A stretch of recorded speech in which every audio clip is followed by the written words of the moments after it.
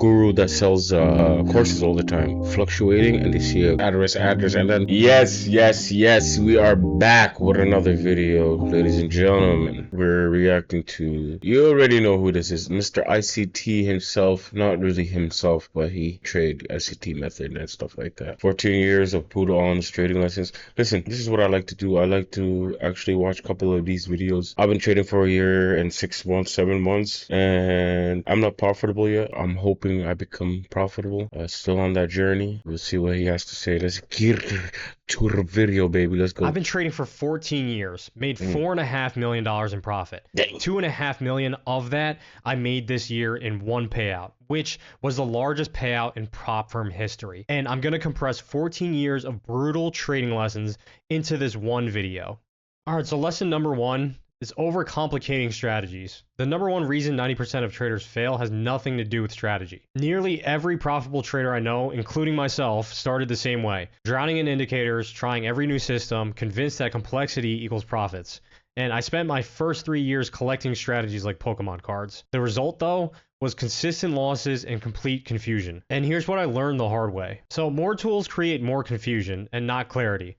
I once had dozens of indicators on my chart and I couldn't even see price. So the majority of indicators out there are just based on price itself. So what I had to learn over time was if I just learned how to read price without the indicators, then I didn't need the indicator. Price itself is going to tell you where the markets are going to go. It's giving you the story. And a lot of the indicators out there are just lagging derivatives of price. You guys can ask any profitable trader out there and they'll tell you the same thing, that less is more. So the strategy that made me the most amount of money has 0 indicators. Just a couple lines on a chart, a couple rectangles, maybe a Fibonacci tool, and just key levels where I expect the markets to react from. The market is already telling you everything that you need to know if you stop drowning in the noise. And this isn't just theory, this is what actually works after 14 years of trial and error. Now, you guys have probably heard everybody talking about system hopping when you first get into the markets. I want to put emphasis on the fact that you only need to master one before you try and learn another. I agree, absolutely. Focus on one strategy and go on and try another one. Absolutely. Strictly trading technicals. That's what it's the GOAT, bro. Trade technicals, man. That's it. That's all you need. And I didn't become profitable until I focused on just one strategy. You guys can go online right now and find 10 different strategies taught by 20 different people, and they're all teaching it differently. The key is that you stick with one long enough to find out if it actually has an edge or not. And even after all that, the biggest lever that you can pull when it comes to profitability is not your strategy. It's your risk management, your trade management, and your psychology. You could have a below average strategy, but if you have really great risk management, really great trade management, and really great psychology, you can turn that average strategy into a winner. Now, is it boring? Maybe. But is it profitable? Absolutely. The traders who commit to one approach always outperform the system hoppers. But even with the perfect, simple strategy, most traders still fail because of this one critical mistake that has nothing to do with entries. If you want to see exactly what my simple, high probability setups look like in real time, I put together a free black book with my top 3 entry models. These are the exact strategies I use to break the world record payout at Apex and make millions of dollars. And the best part is, it's completely free. It's in the description below. Grab it when you get a chance. But here's the thing, even with perfect entries, most traders still fail because of this one critical mistake, which is lesson number 2, poor risk management and stop loss discipline. This single rule has saved me over $100,000 in losses. Most traders think risk management is boring until they blow their account. I learned this lesson when I lost 60% of my capital in 1 week because I knew the market would turn around. Spoiler alert, it didn't. And every blown account has the same story. Ignored risk management. So here's the math that changed everything. So you never want to risk more than 1 to 2% of your capital per trade. And everybody always talks about this, but why is that? So before he moves on, absolutely, he's right. You're right about that. Everything he's talking about, he's goated. That's why a lot of people like him, and he's not a guru that sells courses all the time. For me, position size matters way more than your entry timing and strategy. Trading is just a game of numbers, and you need to play the game as it's been designed. It's probably the only gambling-esque game where you can set your own odds. So if you're aiming for a 1 to 2 or a 1 to 3, you only need to have a 30 to 40% win rate in order to become profitable. But let's say if you're risking more than 1 or 2% of your account on that specific trade, if you go into a drawdown, it's going to take you a long time to get out of. And not only that, but if you lose 50% of your account, you now have to make 100% to get back to break even. Not gonna lie, that's everybody's problem. Most people issues is when they see the money fluctuating and they see how much money they can make, you get greedy. I'm in that, I'm talking to myself. This is for me. So like, I know what you're doing wrong, but it's hard when you're at that lifetime, when you're playing ball in front of millions of people. Are you gonna stick to your plan? Now, if you guys have been following me for a while, there's something that I like to do just to visualize my capital and my bankroll, and that's having poker chips on my desk. So with the 1 to 2% rule, let's say if I only want to draw down max 20 to 25% of my account, that means I only have 20 to 25 chips that I'm allowed to trade with. Now, you will go through losing streaks, and you will have periods where you're going to lose 3, 4, maybe 5 trades in a row. But let's say if you started risking more than 1 to 2%, and now your chips are cut in half essentially, and instead of having 20 to 25 chips, you now only have 10. Now, if you've ever been to a casino or you're just trying to manage your bankroll, you know how stressful it can be once your chips start dwindling. As an amateur, everything changes about your trading. You start making poor decisions, you start trying to double down to make it back, and in general, it's just not a good place to be in. Now, compare that to another player at the table who has a large stack of chips. They can make proper decisions because they honestly don't care about that next hand that they might lose. And it's the same thing with position sizing. If you're taking positions and you're finding yourself making poor decisions, or you feel like you're about to make poor decisions, then trade smaller. You're not quite ready yet to be trading the bigger sizes. So just remember that your capital is finite and you need to protect it like your life depends on it, because it does.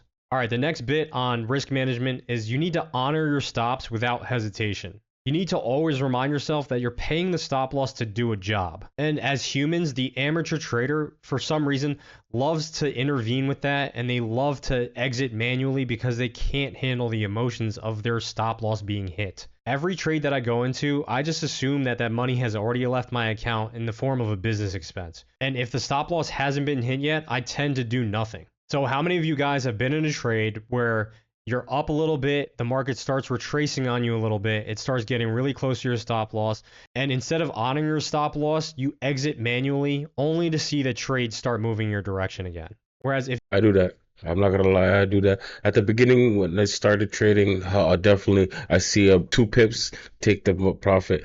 But I think everybody goes to those, you hit that point where you're like, okay, I gotta start figuring this out, finding the best strategy for me. People go through the same problems that everybody goes through.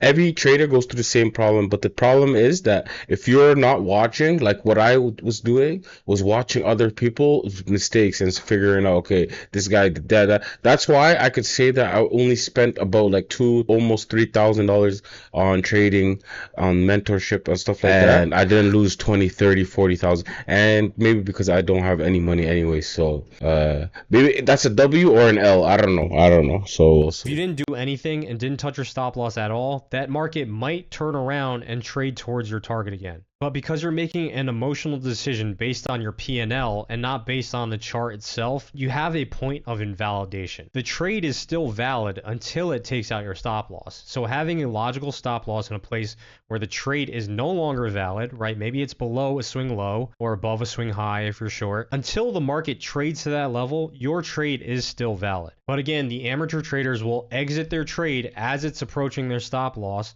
only to see the market turn around and run to their target. So learn to stop making emotional decisions based on the stop loss, based on the P&L, and just let the market do what it has to do. It's going to wiggle around. The markets don't move in a straight line, and you can't control what the market's going to do. So the important thing is that you have a plan going into the trade, and you need to follow that plan religiously. There's absolutely no exceptions to this. Once you can master this, I guarantee you will find better results in your trading. All right, so let's talk about the different risk rules for funded accounts versus personal accounts. Now, I don't really treat these accounts as if they were any different. Now, what I tend to do is figure out what the drawdown amount is for a funded account or a personal account, and what I'm comfortable losing, and then I determine how many chips do I want to have in my stack to give me the best odds of success. So for example, if I most traders start with a smaller account, right? And Thank God for prop firms, I'm not gonna lie. So let's hear what he has to say about I have a risk management. $2,000 limit for a funded account.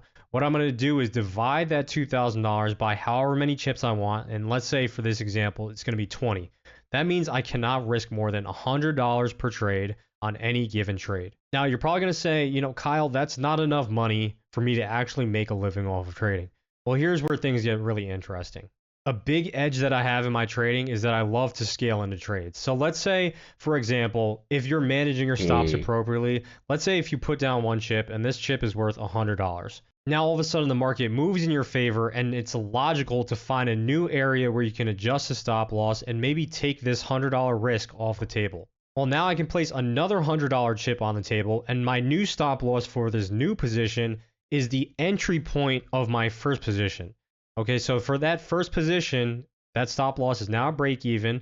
On the second position, my stop loss is where my entry is on my first one, or where the break even point is on that first position.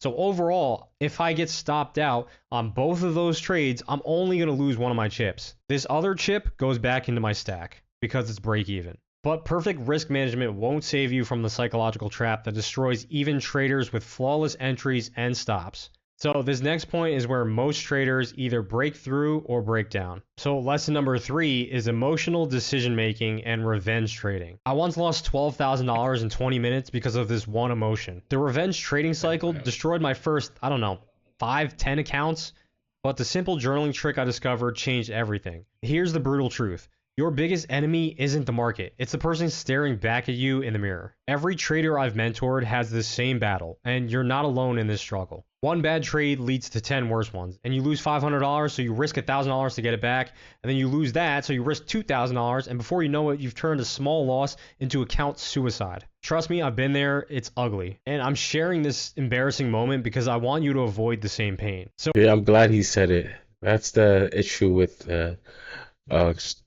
traders that just start. We all have to go through this pain, I believe. And it's true, we do have to go through this pain, but at least we have it in our noggin, right? In our smooth brains, in our smooth trader brain, retail brains. Let's go. revenge trading really is an ego problem. As humans and in an industry where it's mostly male dominant, we just hate losing. We cannot take a loss and get off the screens. We want to prove to the market and everybody else that we're right about a specific trade, about some specific analysis. And I can tell you from the bottom of my heart, whenever I battled the market or I wanted to prove my friends wrong on a specific trade idea, it always came back and burned me. Because I took one loss on that idea and I needed to prove it to them and the market and myself that I'm right about this analysis. And really it just leads to spiraling losses. The biggest advice I can give you as far as revenge trading is you just need to get comfortable with the losses. Unless you're comfortable with the losses, you're going to continue to revenge trade and it's going to continue to burn you. Now, another big problem with emotions is fear. And that's because you just can't accept the uncertainty that is the markets. Now, if you're a control freak, you're going to have a really, really hard time in the markets. Once you place the position, once you do the analysis, once you set your stop loss and take profit, there's absolutely nothing we can do about what that trade is going to do.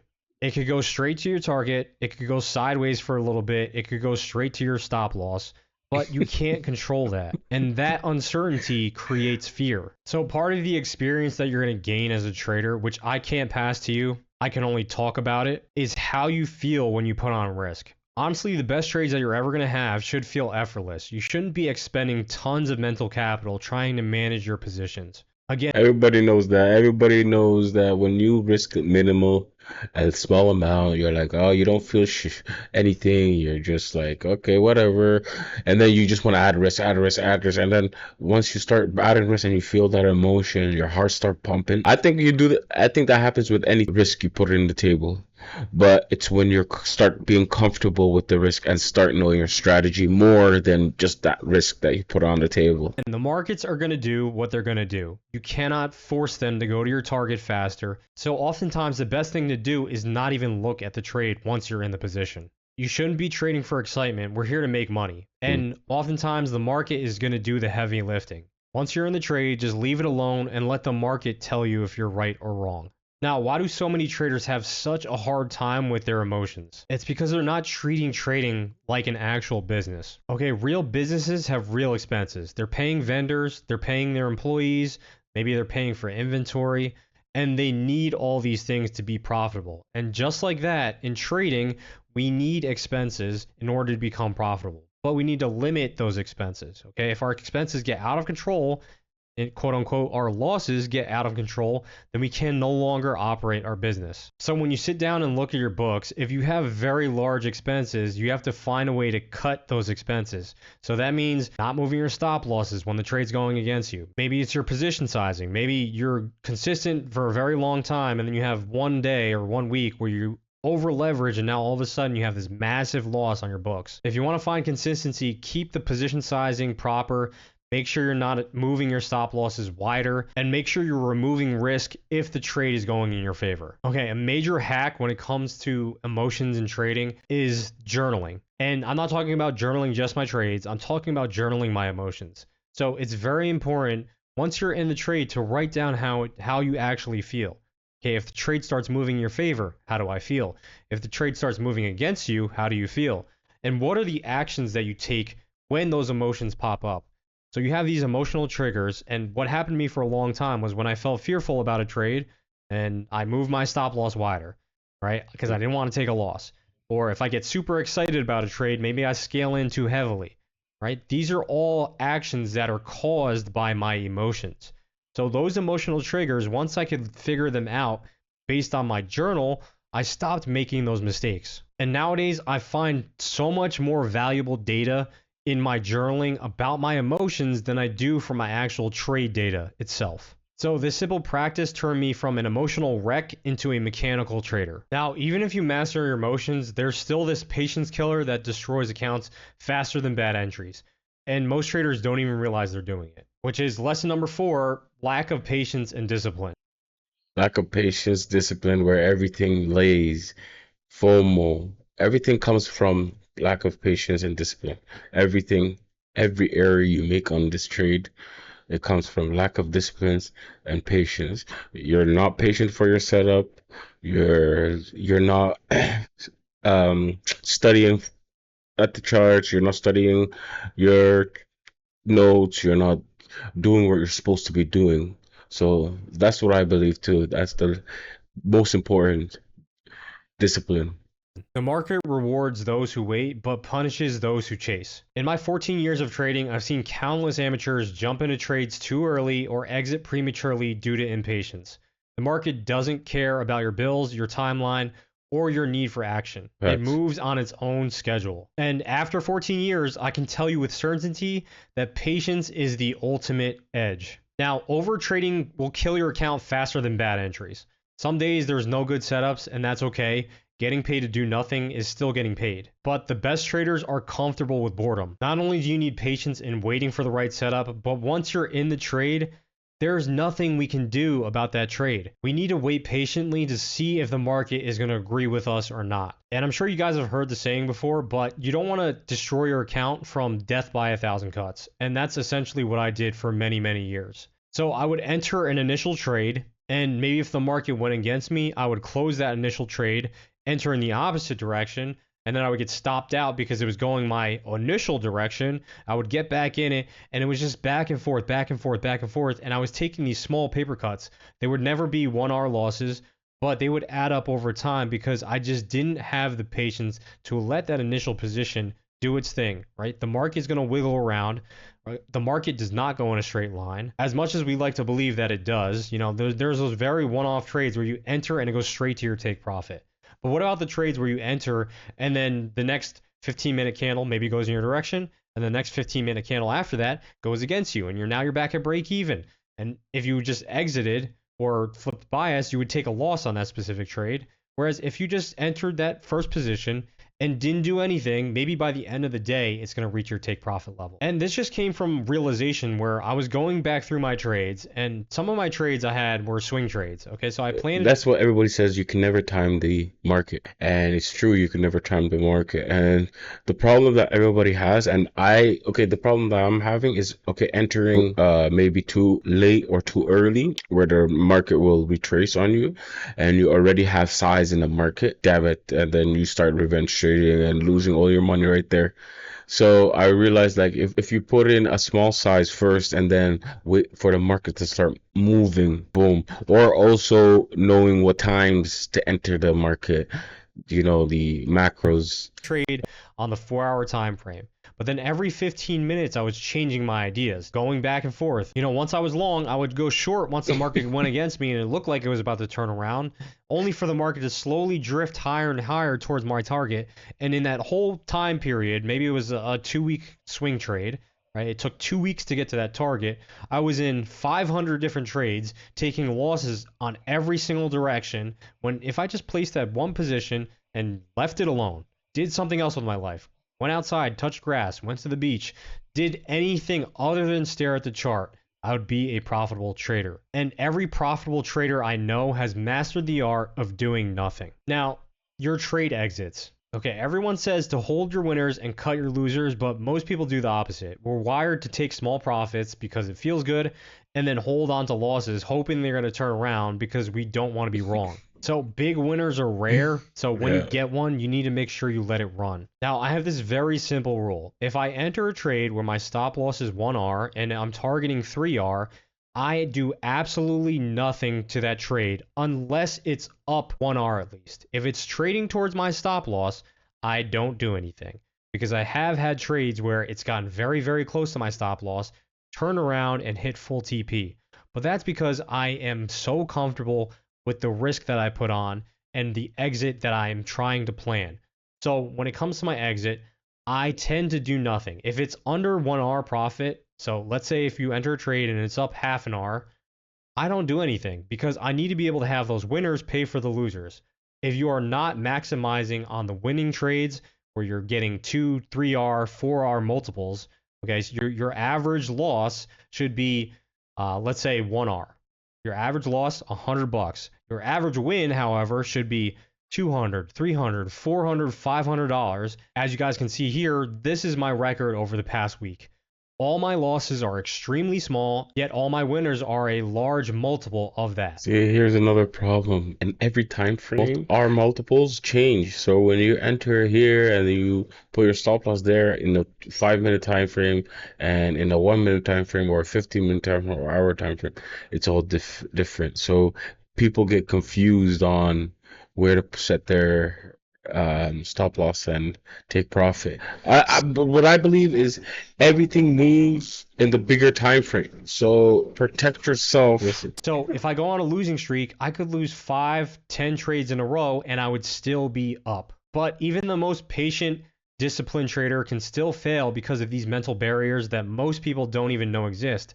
And I'm about to show you how to overcome them. Now, if you're serious about putting all this together into a complete system, I have something special for you. The Trading Apprentice is my comprehensive mentorship where I show you exactly how to apply these principles on live funded accounts. You get the strategy, the psychology, coaching, live trade reviews, and direct access to me. This isn't theory, it's the exact system I use to trade millions in prop firm capital. My students are getting funded and making consistent withdrawals using these methods.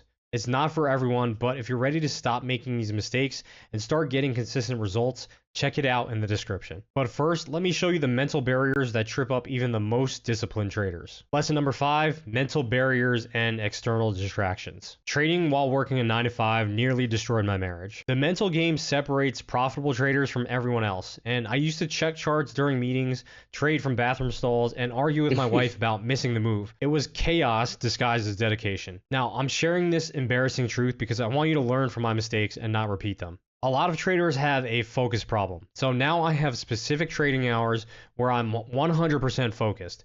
No phone calls, no emails, no distractions. And when you're working a 9-to-5 job, that is very, very difficult to do.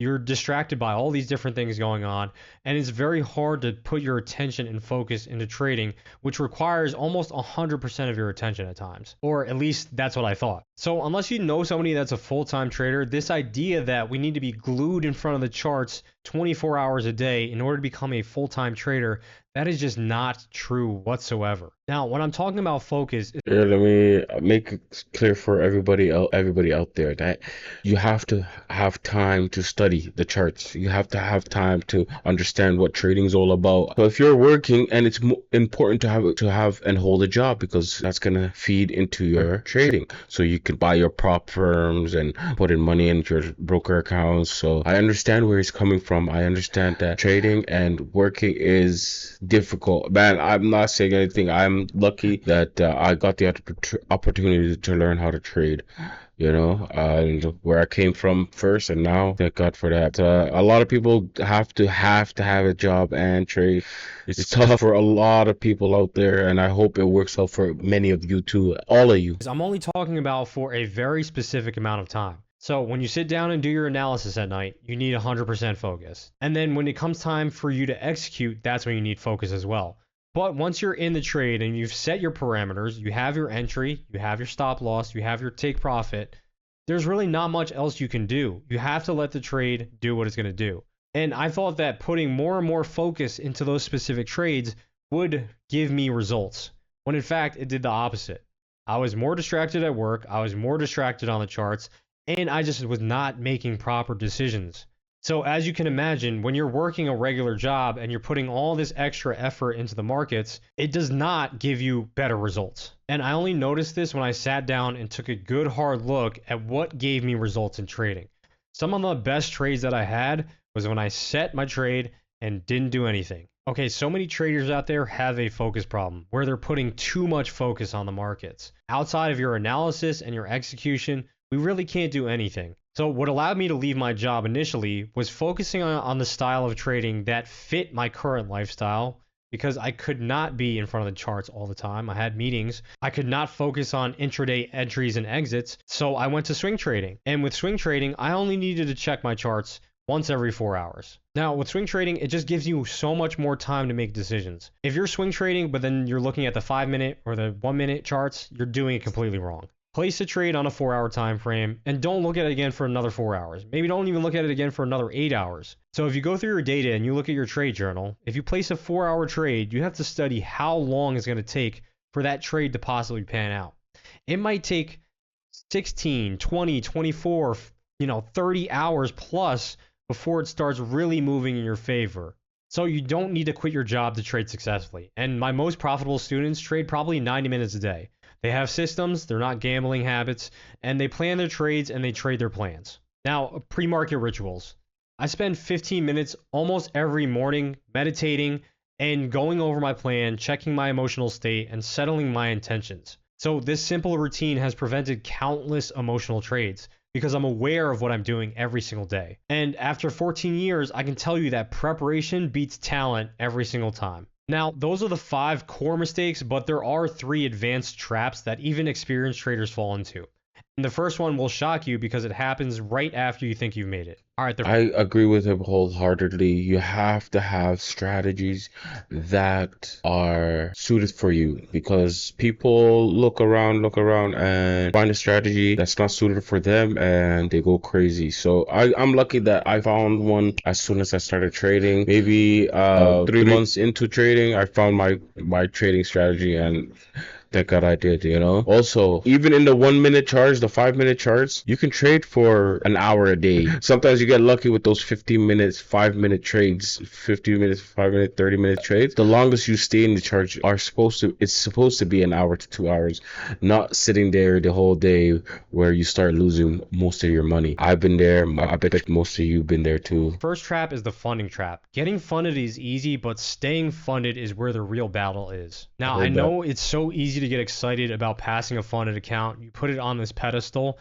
without realizing like the real battle starts once you get that funded account. You're so focused on the payout rules, the consistency rules, the drawdown rules, all the news rules, that you lose sight of how to actually trade properly. And what happens with a lot of traders is they get extremely impatient and they want to hit the payout window as soon as it's available. So they force setups, they overtrade, they oversize, and it just ends in a blown up account. Now, this is really where all these prop firms make all their money, is because all these retail traders, they don't have the patience to be able to trade for extended periods of time without getting paid. You guys have this specific timeline of, I'm going to get funded and get paid out in 1 or 2 weeks. But the real way that you should be looking at this is, how do I keep the account long enough and how do I scale my capital? So maybe it's a money thing. If you have a 100K account and you're making $1,000, $2,000, and you're not realizing like, hey, this money isn't really changing my life a whole lot, you need to realize like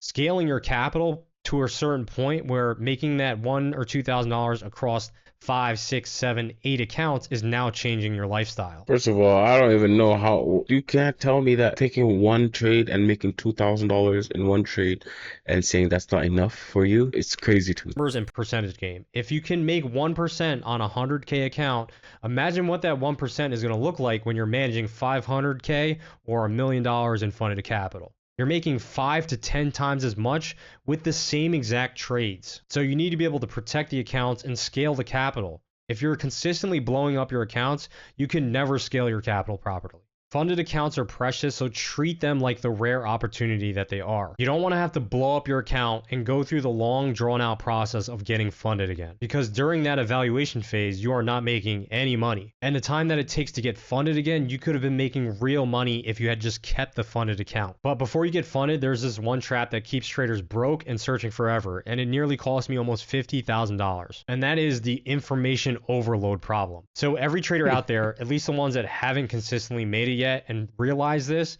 is that more information doesn't equal more profits. Everyone thinks that they could go out there and find this one holy grail concept or strategy that's going to give them 100% confidence and profitability in the markets, and that's just not the case. So it leads you to constantly looking for new things and tweaking your strategy, and you never get comfortable with one specific system. You're always adding new things, and what you don't realize is adding new things to your system does not change the probability of the next trade that you take. It has the same probability. So just as an example, I don't know Elliott Wave personally, but even if I were to learn it, if I placed a trade right now, it still has the same probability as if I didn't know it. If I come to the same conclusion with Elliott Wave or without it, the market's either going to go up, down, or sideways. Me knowing something more is not going to change the outcome of that. And what you need to get comfortable with is, no matter how much knowledge of a specific market or a specific strategy. Or when it comes to me, I love looking into things really deep. I don't know if some of you are like that. I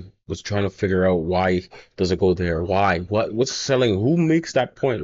Who's pressing that button to make that guy? You know, I want to figure out every little thing, and then I realized I couldn't figure it. It's all algorithm, you know. Then I realized there's a strategies out there. There's patterns that you can find within the charts that will show up more often than you think. People, and like me, I mean, not people, me, you just want it right now, and you don't want to wait and be patient till you start growing an account, or, you know, move slow. The process that you have, you're still going to have losing trades. There's absolutely nothing out there that is going to give you a 100% strike rate. And what I found was the biggest things that had an impact on my overall profitability was not the strategy, and it wasn't new concepts. It was mastering risk management, getting better at trade management, and getting better at my emotional awareness. If you can master those 3 things, I guarantee that you can take an average strategy and make it excellent. And a huge misconception that most people think when they go full-time or they're a consistently profitable trader is if they pour more and more hours into the charts and into the markets that they're going to become more and more profitable. The only thing that's going to happen from that situation is you're going to burn out faster, you're going to have less mental capital, and you're going to make worse decisions because you're tired. And the whole point of getting into trading in the first place is so we can get our time freedom back. We don't want to just have another 9-to-5 desk job. And what you're going to realize at some point is that you don't need to spend a whole lot of time in front of the markets and in front of the charts. And in fact, the less time I need to spend in front of the charts to make my profit for the week, the better. So just remember that your time is limited. It's a scarce resource, so you need to stop consuming and just start executing. But here's the final trap that catches traders, even the ones who avoid all the others. It's the math that's going to humble you no matter how smart you think you are. So think about this. You could have 10 winning trades in a row and still be unprofitable. And I've seen tons of examples of this in my community and online, where traders have 2 to 3 or 4 weeks of consistent profits, and then in 1 to 2 bad days or a couple bad weeks, they give back all of the profits. You guys need to realize that trading is very streaky. You're going to go on cold streaks, you're going to go on hot streaks, and it's about minimizing the damage during those cold streaks. It's about accepting the probabilities of the market. With the proper risk to reward, you only need to have a 35 to 40% win rate in order to be profitable. Now, if that makes you uncomfortable and you're uncomfortable losing that many trades, maybe trading is not for you. The key thing is that you're not consistent with your trade frequency or your trade sizing, which is holding you back. You need to be able to have the winners pay for the losers, and you're going to have losers. So if I can aim for a 3 or 4R on a consistent basis, think about how many losing trades I can take in a row. Let's say if I have 2 winners in a row, I would have to lose 6, maybe 8 trades in a row just to get back to break even. Now, when I'm always thinking about this math, it allows me to hold my trades for longer, because I know if I consistently cut my trades at a 1R or less than a 1R, maybe even a 1.5R, I know over time if I go on a losing streak, my P&L is going to be negative. And you're only going to realize this when you start taking really good account of your trading books. So just understand that you need to put your ego aside and realize that you're going to be wrong, and you're going to be wrong a lot during your trading career. Almost 50 to 60% of the time, I'm wrong. But I'm able to accept that and maybe take a small loss or a paper cut instead of widening my stop, taking a large loss, or over trading because I think I'm going to be right. With these 8 lessons, you now have 14 years of hard-earned wisdom in 30 minutes. But knowing these mistakes isn't enough. You need a proven system to avoid them. That's exactly what I'm sharing in my complete ICT strategy video. You guys can check that out right here. W video. Yes, everybody has their own strategies. It's crazy what he says. Yes, people take 10 trades and still not be profitable. They blow their account on the 11th trade. It's true. The part I don't get is you gotta have time to study the charts. You gotta look at the charts. You gotta print out charts. You gotta go through them, go through your trades. It's a business. It's not like he said, oh, you're gonna just put on the charts and walk away. Like, it's, if you're taking care of it like it's a business, you're gonna baby it, But anyways, appreciate you watching. Take care, guys.